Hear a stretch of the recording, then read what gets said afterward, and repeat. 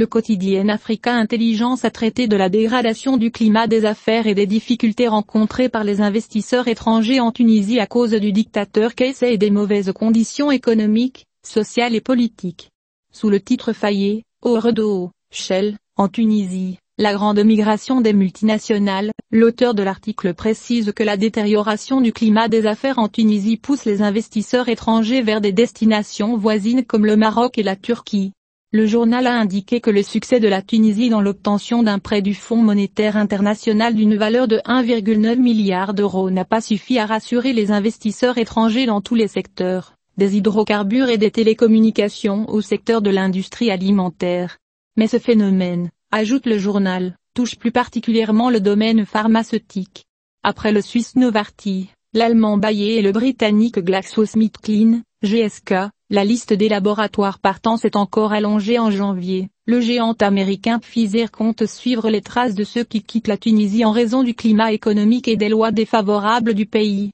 La Tunisie traverse l'une des pires crises économiques et politiques depuis l'indépendance du pays. Alors que les racines de la crise ont commencé à se cristalliser en 2021, alors que les pays du monde tentaient de se relever après la pandémie de Corona, la Tunisie a plongé dans un état de crise politique instabilité. La Tunisie connaît une crise des produits alimentaires en raison de la pénurie de matières premières et de difficultés financières, qui ont entraîné l'absence de produits dans les rayons des magasins et des perturbations dans la production des usines. La pénurie dans les magasins s'est déplacée à un niveau plus profond que cela, jusqu'à ce qu'il devienne difficile pour le citoyen tunisien de trouver les affaires quotidiennes les plus simples de pétrole, de lait et autres, comme c'est le cas en Algérie, dont le régime militaire est devenu dictant ses agendas à Khalid, le noble et obéissant élève de ses maîtres au palais Mouradia. Le président Kaïs a donné peu d'indices sur les détails de ses politiques économiques, ses priorités et ses plans proposés, depuis qu'il a pris le contrôle de la plupart des autorités en juillet 2021.